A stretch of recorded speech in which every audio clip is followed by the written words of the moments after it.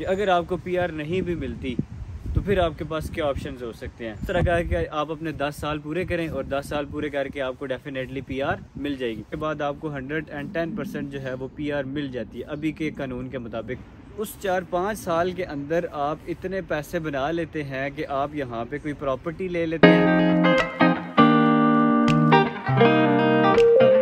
अस्सलाम वालेकुम। तो तमाम जितने भी पाकिस्तान, इंडिया या बांग्लादेश वगैरह से स्टूडेंट्स आते हैं ना, तो उनकी तरह मेरा भी ये माइंड था कि यार मैं ऑस्ट्रेलिया चला जाऊँ ना, क्योंकि ऑस्ट्रेलिया में जाने की सबसे मेन वजह ये है कि कंपेयर टू यूके और बाकी जो इंग्लिश स्पीकिंग कंट्रीज़ हैं जिसमें कनाडा आता है, वहाँ पे जाना भी कंपेरेटिवली कनाडा से आसान है।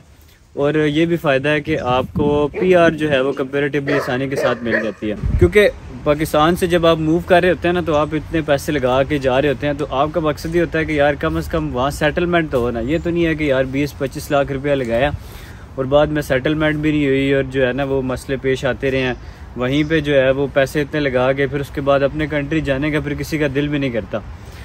तो मेन आपका कंसर्न ये होता है कि आपको बाहर सेटलमेंट हो, आपको पीआर मिले। और अगर आपको पीआर नहीं मिलेगी, जो कि एक कॉन्सेप्ट है कि बरतानिया के अंदर पीआर नहीं मिलती, क्योंकि पहले नहीं मिलती होती थी, अभी भी पीआर कोई इतनी आसान नहीं है, यहाँ पे काफ़ी मुश्किल है, लेकिन इम्पॉसिबल नहीं है अभी। जिस तरह पहले तकरीबन जो है वो जो भी लोग यहाँ पे पीआर लेते थे उनका एक दफ़ा जो है वो दिल से रोना निकल ही आता था, लेकिन अभी यहाँ पे पीआर कंपेरेटिवली आसान है। लेकिन आज मैं कुछ ऐसी चीज़ें आपको बताऊँगा कि अगर आपको पीआर नहीं भी मिलती तो फिर आपके पास क्या ऑप्शंस हो सकते हैं, आपके पास क्या क्या चीज़ें हैं जो आपको अगर पीआर नहीं मिली बरतानिया के अंदर, तो आपके जो 20-25 लाख रुपया आपने लगाया है और आपके जो है वो यहाँ पे 2-4 साल आपके लगे हैं, वो आपके किस तरह हलाल होंगे।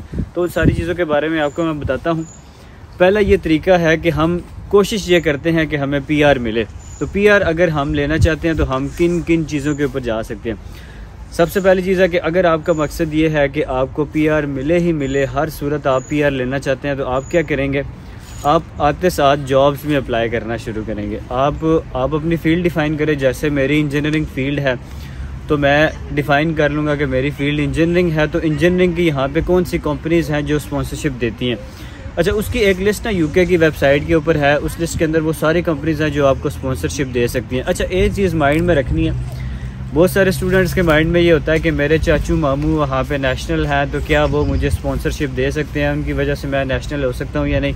तो ऐसा यार यहाँ पे नहीं है।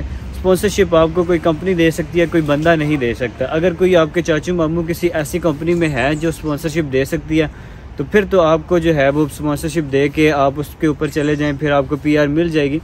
अदरवाइज़ आपको पीआर फिर उस तरह किसी चाचू मामू के रेफरेंस से जो है वो यहाँ पे बड़ा मुश्किल है, वो आपको स्पॉन्सरशिप नहीं दे सकते।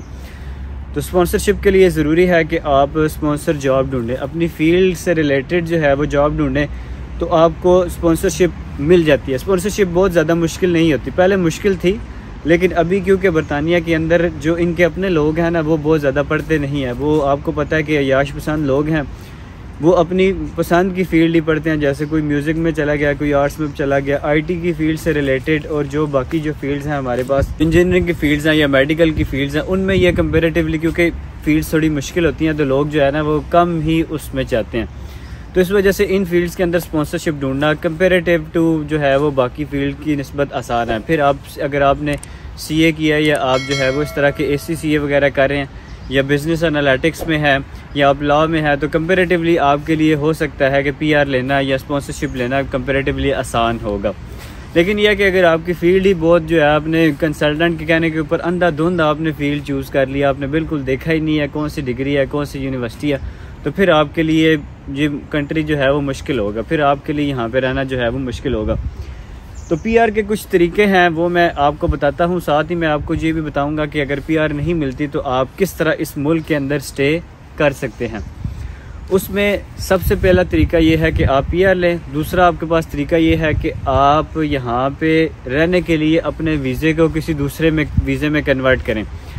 जैसे ये हो सकता है कि आपने क्या किया, आप आए यहाँ BS डिग्री के ऊपर, BS डिग्री में आपने जो है वो BS किया, BS के बाद आपने 2 साल का PSW लिया, तो गिन चुन के आपके 6 साल यहाँ पे हो गए, 6 साल हो गए। उसके बाद आपने क्या किया, आपने दोबारा मास्टर में एडमिशन ले लिया, फिर आपने इसी तरह अपने जो ड्यूरेशन को जो है वो ज़्यादा करते गए। अब जब आपको 4 साल में PR नहीं मिली या आपको स्पॉन्सर जॉब नहीं मिली तो आपने आगे मास्टर में एडमिशन लिया, आपकी क्वालिफिकेशन ज़्यादा हो गई, तो हो सकता है मास्टर की बेस के ऊपर आपके पास, क्योंकि टाइम भी ज़्यादा हो जाएगा, तो उस बेस के ऊपर आपको कोई स्पॉन्सरशिप जॉब मिल जाए। या ले दे के बात यह है कि आपके पास कम अज़ कम 8 साल हो जाएंगे। उन 8 सालों के अंदर आप बेसिकली स्पॉन्सर जॉब जो है वो ढूंढ ही लेंगे। अगर 8 सालों में भी आप जॉब नहीं ढूंढ सके तो फिर जो है ये आपके लिए फिर सोचने की जो है वो एक मुकाम है कि यार फिर PR मुझे कैसे मिलेगी, फिर शायद आप डिज़र्व ही नहीं करते। तो 8 साल में तो आप जॉब ढूंढ ही लेंगे। अगर आपने 4 साल BS किया, फिर आपने 2 साल PSW लिया, फिर आगे आपने मास्टर किया 2 साल का, तो फिर आप जो है वो उस PSW एक ही दफ़ा मिलता है, वो आपको दोबारा मास्टर के बाद फिर दोबारा नहीं मिलेगा। इस वजह से 8 ही साल आपके होंगे। फिर उसके बाद आपके पास ऑप्शन ये हो सकता है कि आप पाकिस्तान के अंदर या यहाँ किसी के साथ शादी कर लें और आप उसको मास्टर में एडमिशन दिलवा लें। अगर यहाँ शादी करते हैं तो फिर तो आपके लिए जो है वो कोई मसला ही नहीं है। लेकिन आप अगर पाकिस्तान से भी शादी करते हैं तो आप उनको जो है वो बरतानिया लेके आएँ, उनका मास्टर में एडमिशन कराएं और ख़ुद जो है वो आप उनके डिपेंडेंट हो जाएं। तो इस तरह का है कि आप अपने 10 साल पूरे करें और 10 साल पूरे करके आपको डेफिनेटली PR मिल जाएगी।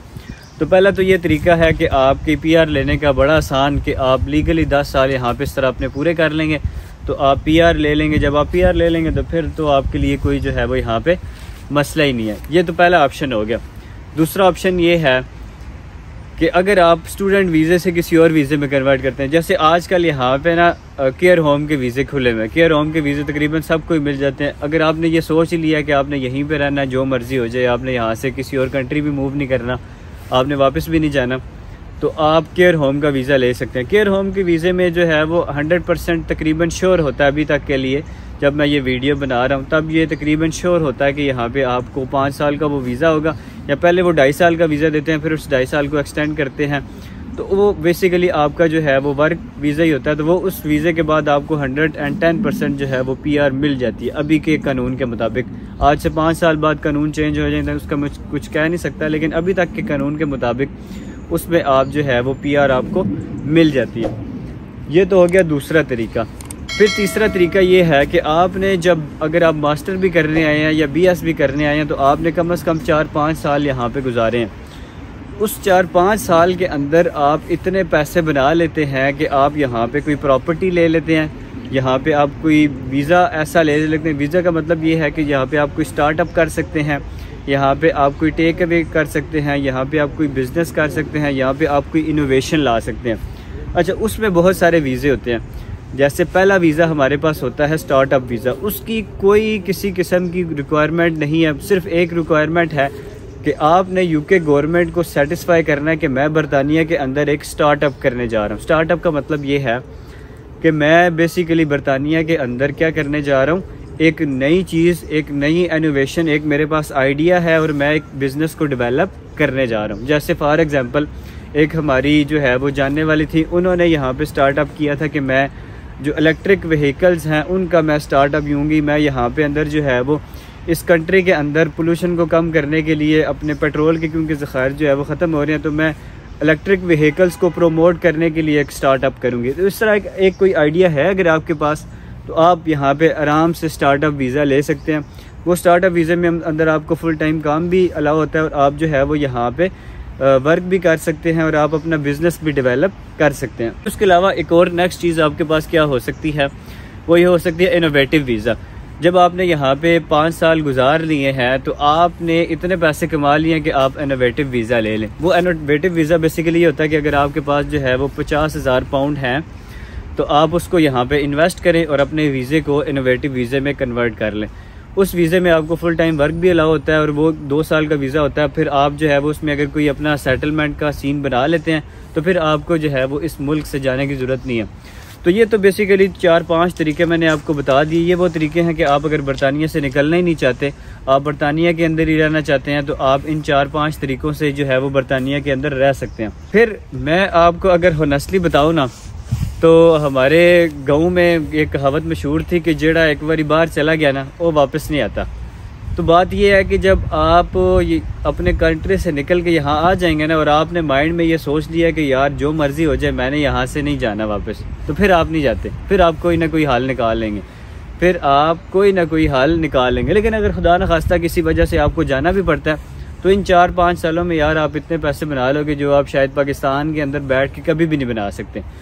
तो ये आपके जो 4-5 साल हैं ये आपके हलाल ही होंगे, ये आपके हराम नहीं होंगे। तो मुझे उम्मीद है आपको समझ आ गई होगी। तो आपको पता है कि हमने आपस में कम्युनिकेट करने के लिए, कनेक्ट करने के लिए, आपसे बात करने के लिए हमने चैनल को सब्सक्राइब करना है, क्योंकि मैं आपकी हेल्प सिर्फ़ और सिर्फ जो है वो जब आप पाकिस्तान से या इंडिया से या नेपाल वगैरह से, बांग्लादेश से यूके आ रहे हैं तब हेल्प नहीं करूँगा। मैं आपकी हेल्प आगे भी करता रहूँगा जब आप यूके आ जाएंगे। तो कनेक्ट रहने के लिए आपने इंस्टाग्राम पे फॉलो करना है और सब्सक्राइब करना है। बहुत शुक्रिया। अल्लाह हाफ़िज़।